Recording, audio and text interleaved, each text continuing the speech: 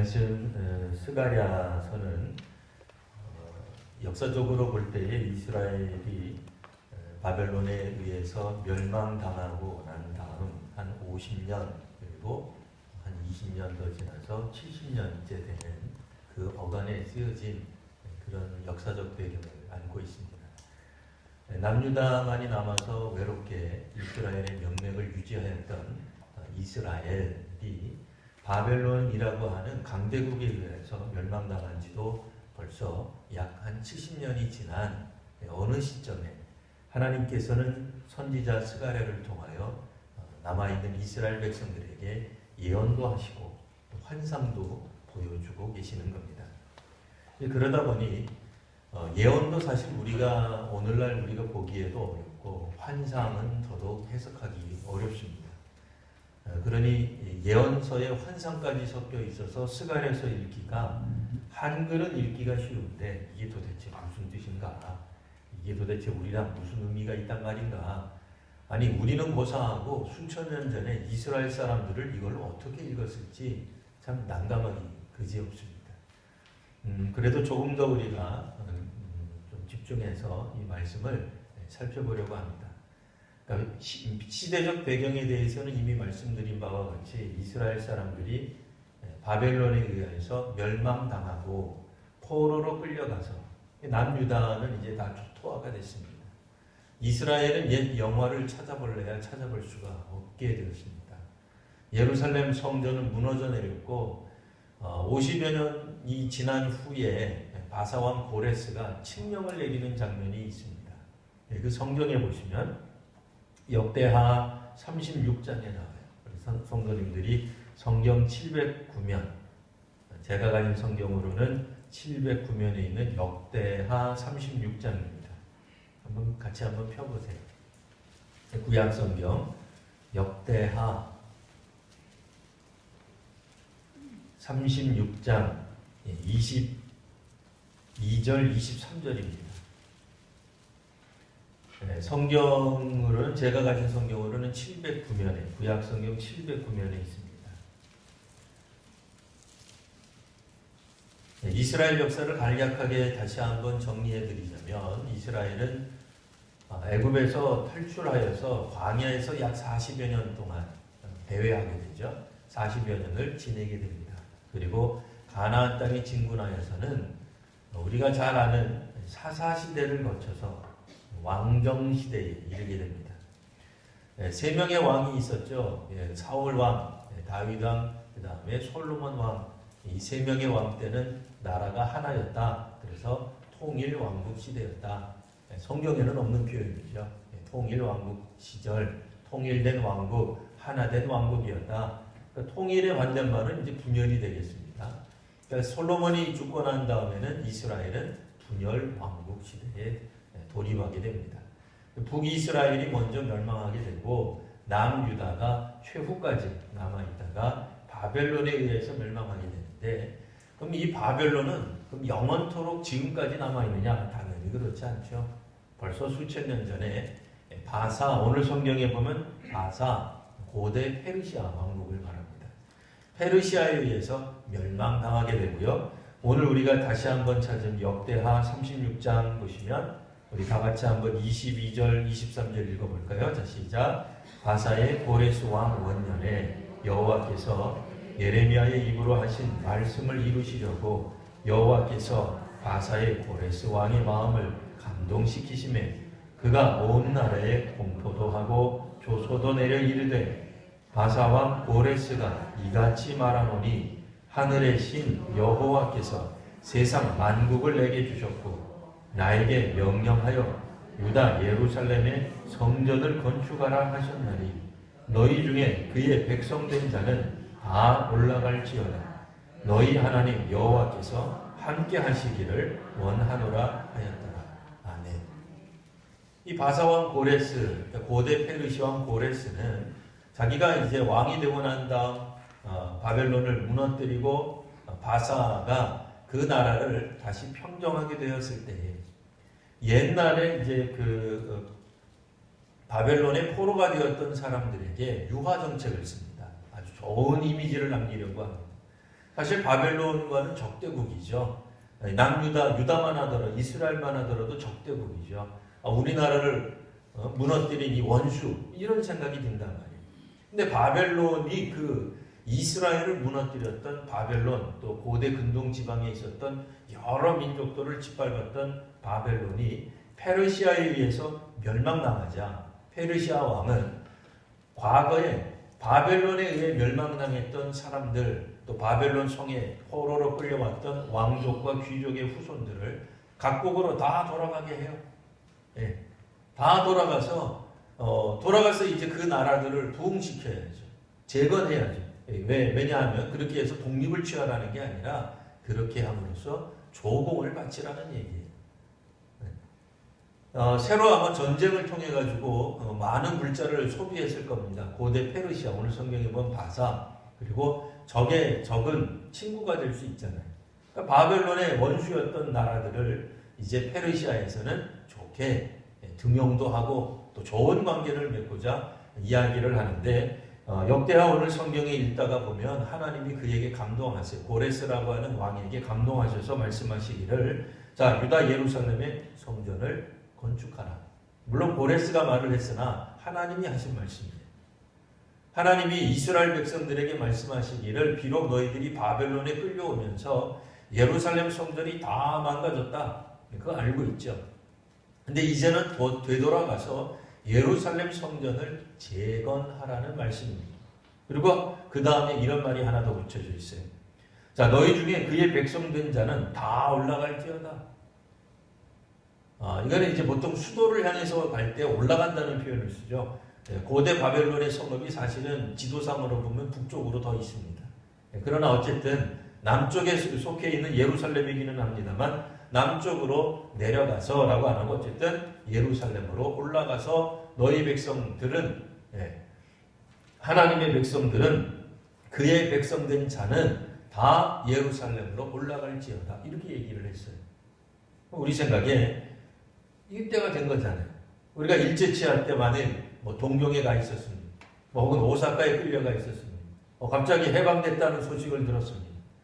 그리고는 모든 조선인은 조선으로 돌아갈 수 있다. 그럼 돌아가지 안 돌아가겠습니까? 돌아가야죠. 게다가 오늘 성경에도 보면 역대하야, 오늘 본문은 아니지만 역대하에 의하면 그의 백성된 자는 하나님의 백성된 자는 누구나 할 것 없이 예루살렘으로 가서 성전을 다시 재건하라는 말씀이 주어집니다. 근데 문제 실상은 어떻게 되느냐?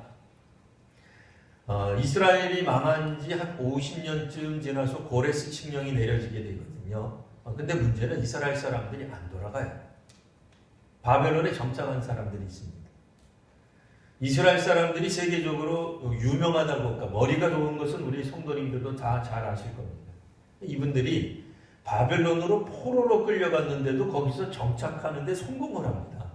우리 같으면 성공하기 어렵잖아요. 포로로 끌려갔는데 다 빼앗겼는데 남의 나라 가서 그것도 적국에 가서 뭐 그렇게 성공하고 싶은 마음이 있겠어요? 또 사실 성공하기도 어렵습니다. 근데 놀랍게도 이스라엘 사람들은 성공해요. 대표적으로 누구의 다니엘이 나와요. 적국에 가서 성공해요. 총리 대신이 돼요.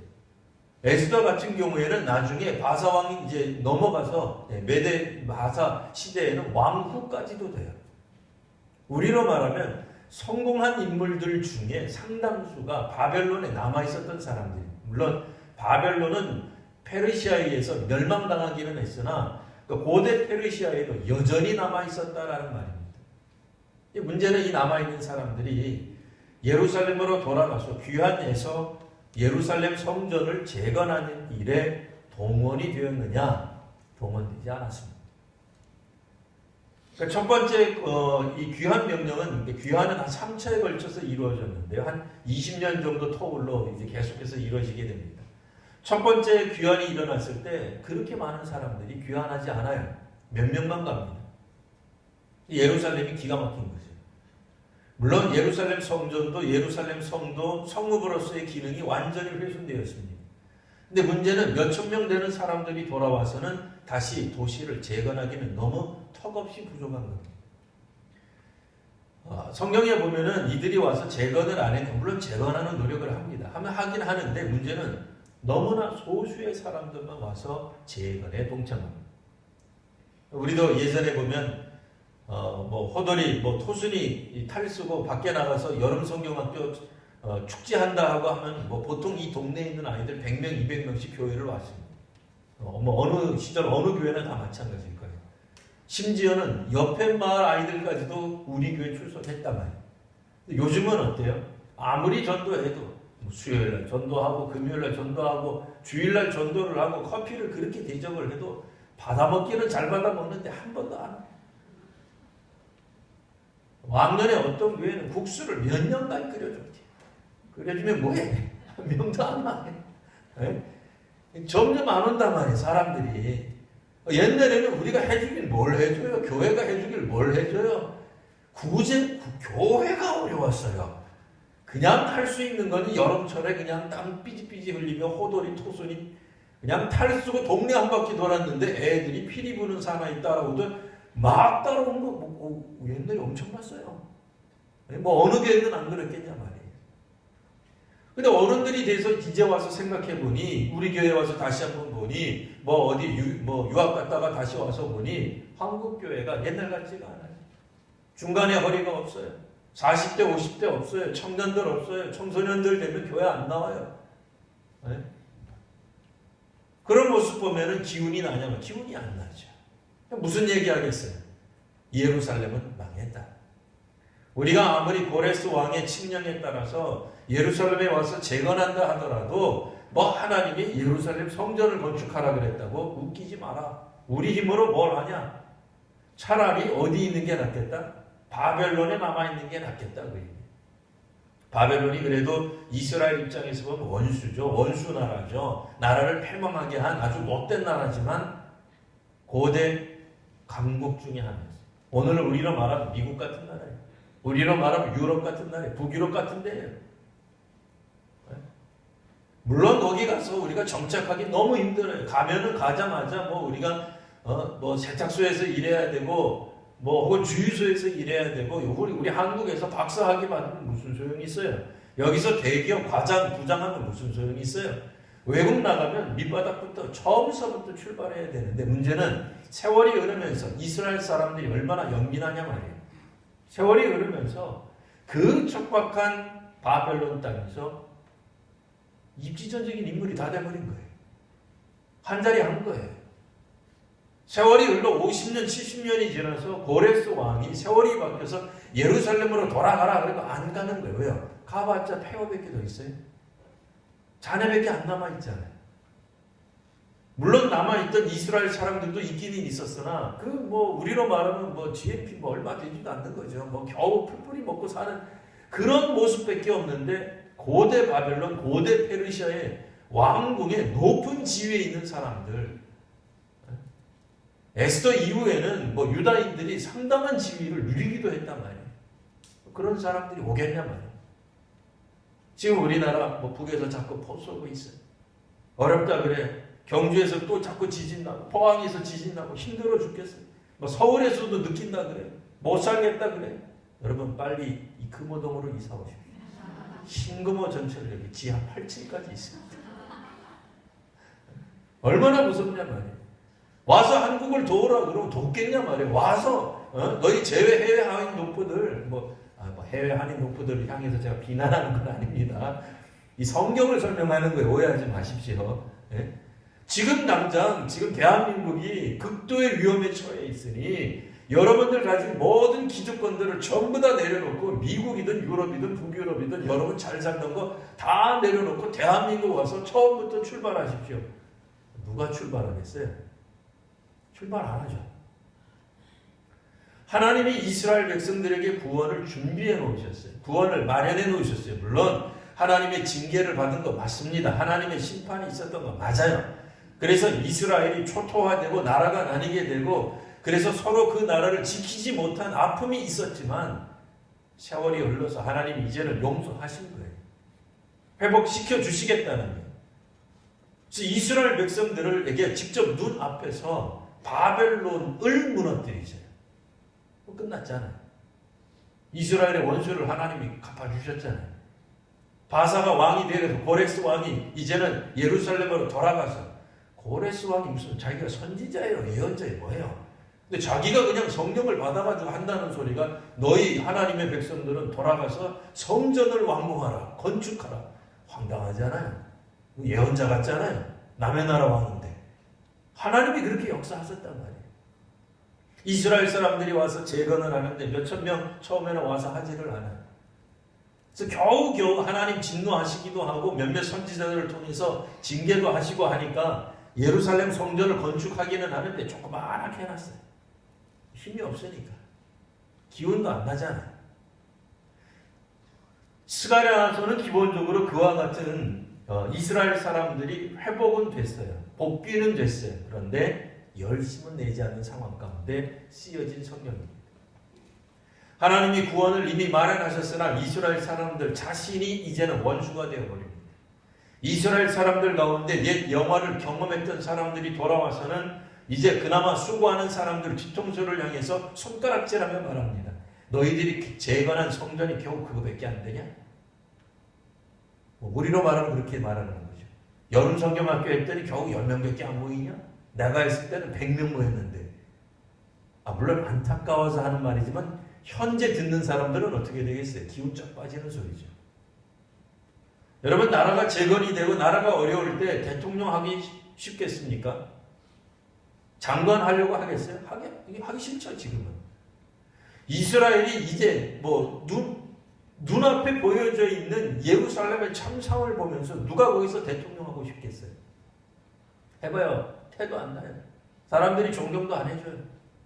네? 고생만 하는 거예요. 기껏해야 나중에 돌아왔던 사람들, 바벨론을 근거로 가지고 있는 사람들이 잠깐 내려와서 봐놓고는 이게 성전이라고 만든 거야? 우리 때는 안 그랬어. 이런 말만 하는데 누가 힘이 나겠냐 말이야. 게다가 그들은 바벨론에서, 고대 바벨론이죠, 돌아오지 않습니다. 자신들의 기득권을 내려놓지 않습니다. 또 예루살렘으로 돌아왔던 사람들조차도 성전 건축보다는 자기 집 건축하는데 더 열을 내요. 더 열심을 내요. 자기 거 돌보느라고 정신이 없어요. 성전 건축은 뒷전입니다.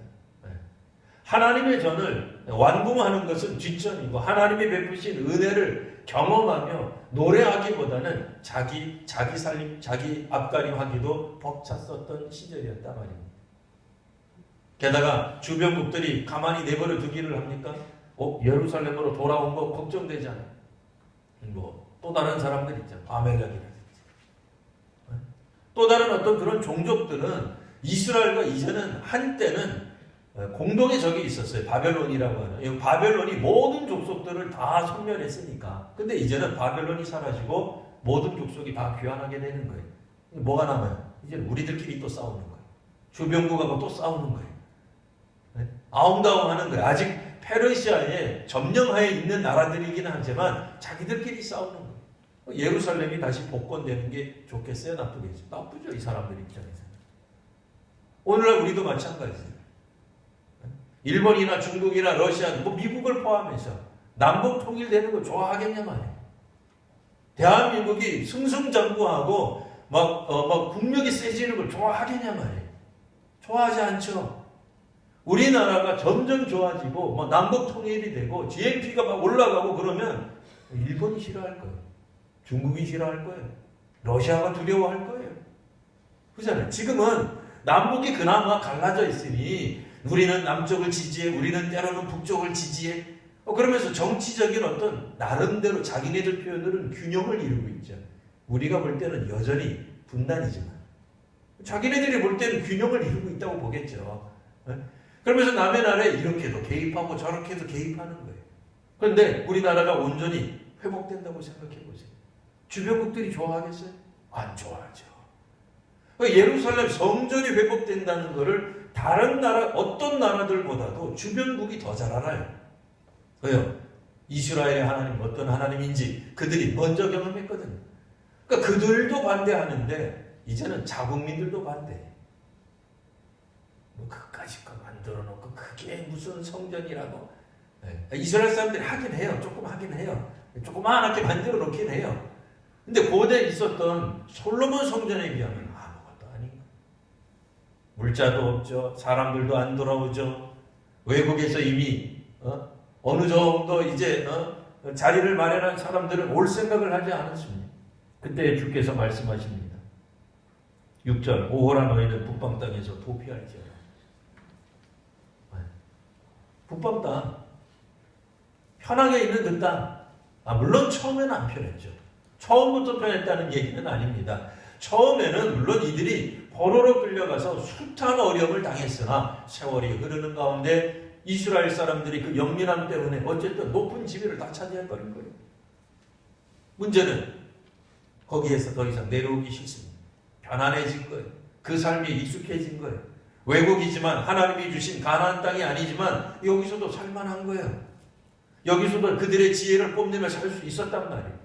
굳이 예루살렘은 이스라엘로 돌아갈 이유가 없다고 생각하는 사람들이 여전히 많이 있을 때에 주께서 하시는 말씀, 북방 땅에서 도피하라.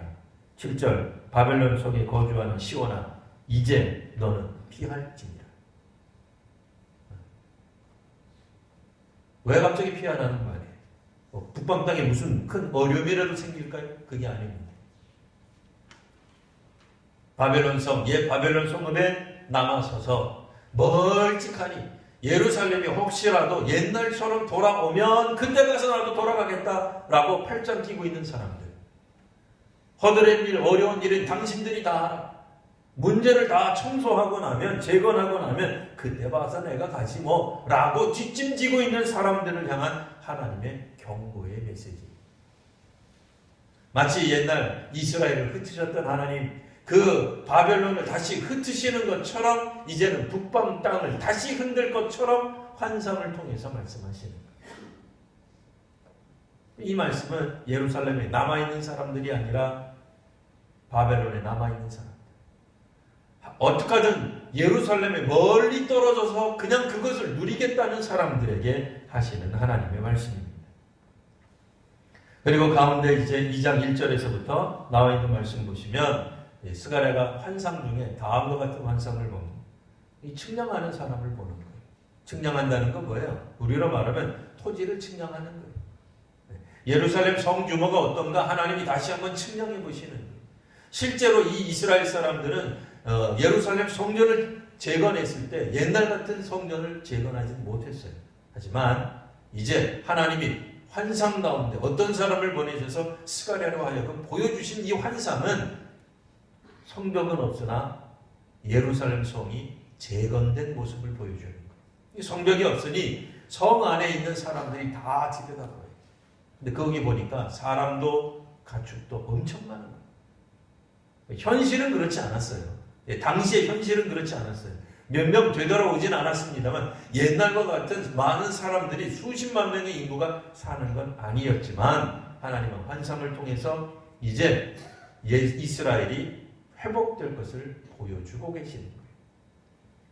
성벽은 이제 없지만 하나님이 불이 되셔서 불로 성벽을 막아주시겠다는 이 세상 어떤 성벽보다도 강력한 성벽이 되겠죠.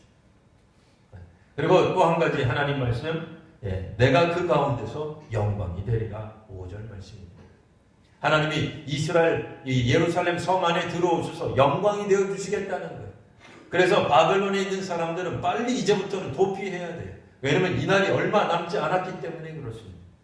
이스라엘이 재건될 날이 얼마 남지 않았는데 그제서야 늦잠 부리고 지각하면 얼마나 창피하겠어요. 그러니까 빨리 돌아오라는 거예요. 그제서야 문제가 다 해결이 되고 어려움이 다 해결이 되고 내가 받은 상처가 다 해결이 되고 내가 가진 질문들의 물음이 다 해결이 된 다음에 그제서야 교회를 출석하는 것 원치 않는다는 거예요. 하나님께 나오는 것 원치 않는다는 거예요. 예루살렘 성으로 돌아오는 것 원치 않으신다는 거예요. 어려울 때 같이 도우라는 거예요. 힘들 때 같이 도우라는 거예요. 그럼 희망이 있습니까? 희망은 하나도 보이지 않습니다. 현실적으로는 절망밖에 보이지 않는 게 맞습니다. 그런데 하나님은 환상 중에서 이스라엘의 회복을 말씀해 주신 겁니다. 하나님이 보여주신 환상의 끝은 12절 13절입니다. 여호와께서 장차 유다를 거룩한 땅에서 자기 소유를 삼으시고 다시 예루살렘을 택하시리. 하나님의 선택이 또다시 일어납니다. 그때 모든 육체가 여호와 앞에서 잠잠할 것은, 그 이전에는 뭐 이러쿵저러쿵 말이 많은 거예요. 뭐 예루살렘 성 규모가 이러지 않았다는 둥, 옛날에는 좋았다는 둥, 그때는 더 좋았는데, 왜 너희들은 이것밖에 못하냐는 둥, 나를 안 불러서 그렇다는 둥, 뭐 여러 가지 얘기 나오잖아요. 수많은 이야기가 나오겠으나 이제부터는 잠잠할 것은 여호와께서 그의 거룩한 처소에서 일어나심이냐. 하나님이 거룩한 처소에서 일어나시는 거예요. 이스라엘 가운데서 하나님이 이제 정자하실 겁니다. 임재하실 것입니다. 하나님이 우리와 함께 하실 그날이 반드시 오실 것입니다. 그때 가서 사람들이 뒤늦게 바벨론에서 짐 싸고 이사해서 예루살렘 근처로 이사 온다 한들 그때는 이미 늦은 거예요. 하나님은 지금 우리의 헌신을 요구하고 계십니다. 하나님이 아무리 구원을 베푸시기로 작정하시고 구원의 실마리를 풀어주셨다 한들 사람이 동참하지 않으면 아무런 소용이 없습니다. 예수님을 통해서 이 땅에 하늘나라 천국 잔치를 베풀어 주시고 주의 나라에 초대하신다 하더라도 초대에 응함을 하지 않으면 소용이 없습니다. 초대장 받는 것으로는 의미가 없어요. 어떤 면에서 보면은 교회에서 전도하는 것, 이 초대장 받는 거예요. 출석하는 것도 마찬가지. 끝까지 진짜로 그 잔치에 들어가셔야죠. 어려움이 있습니다. 난제가 있습니다. 이해 못할 것들이 있습니다. 눈앞에 보이는 것들은 황폐하기 그지없습니다. 우리가 수고하지 않으면 결코 일어나지 못할 만큼 지저분합니다. 청소를 우리가 해야죠. 누가 하겠습니까? 재건을 우리가 하는 거지 누가 하겠습니까? 남아있는 사람들이 비록 연로한 사람만 남아있어도 그 사람들이 하는 겁니다. 혹은 나이가 너무 어린 연소한 사람이 있어도 그 사람들이 하는 겁니다. 20대가 없다, 30대가 없다 불평하여서 그들이 올 때까지 기다린다 한들 그때는 되지 않습니다. 지금 우리가 하나님의 말씀에 순종해야 합니다. 한국교회는 처음서부터 대형교회를 지향하지 않았습니다. 오히려 환난받는, 핍박받는 교회였습니다. 순교하는 교회였습니다. 교회 다닌다고 할 때 정말 목숨 걸고 신앙생활하는 각오를 가지고 또 일가 친척들로부터 따돌림 당할 각오를 가지고 교회를 다녔던 겁니다. 사람들에게 박수 받으려고 교회 다닌 게 아닙니다. 칭찬받으려고 교회 다녔던 적이 없었습니다. 오히려 환난과 핍박 속에서도 성도들은 신앙을 지켰던 것이 한국교회의 저력이요 또한 한국교회 초대교회의 모습이었습니다. 오늘 이 시대 우리가 교인으로 살아가려고 한다면 핍박을, 환난을 두려워해서는 안 됩니다. 어쩌면 우리들을 눈앞에 보여져 있는 건 거친 광야 같은 폐허가 된 예루살렘일지 모릅니다. 폐허가 된 한국교회의 모습이 우리 앞에 보여질지 모릅니다. 사회로부터, 세상으로부터, 이 민족으로부터 이리 저리 찢기고 비난당해서 분해되어서 상처만 남은 교회만 남아있을지 모릅니다. 옛날 교회가, 한국교회가 가졌던 영광은 사라질지도 모릅니다. 하지만 상처뿐인 폐허가 되어버린 그런 예루살렘에서 다시 성전을 재건하듯 우리는 한국 교회를, 하나님의 교회를 재건해야 될 줄 믿습니다. 주께서 현재 남아있는 성도들에게 주시는 주의 음성을 들려주시는 귀한 은혜가 우리 성도님들에게 있기를 바랍니다. 기도하겠습니다. 거룩하신 주님, 하나님의 말씀에 따라 다시 한번 순종하며 헌신하기를 원합니다. 주님, 우리들 눈앞에 보여져 있는 한국교회의 모습이 마치 옛날 예루살렘의 모습처럼 아무것도 남아있지 아니하고 성전도 훼손이 되고 성읍도 훼손이 된 것처럼 보일지라도 다시 하나님께서 이 성전을, 이 교회를 세우시겠다, 택하시겠다 말씀하셨사오니 한국교회를 재건하는 일에 동참하게 하여 주시옵소서. 거룩하신 우리 구주 예수님 이름으로 감사하며 기도드리옵나이다. 아멘.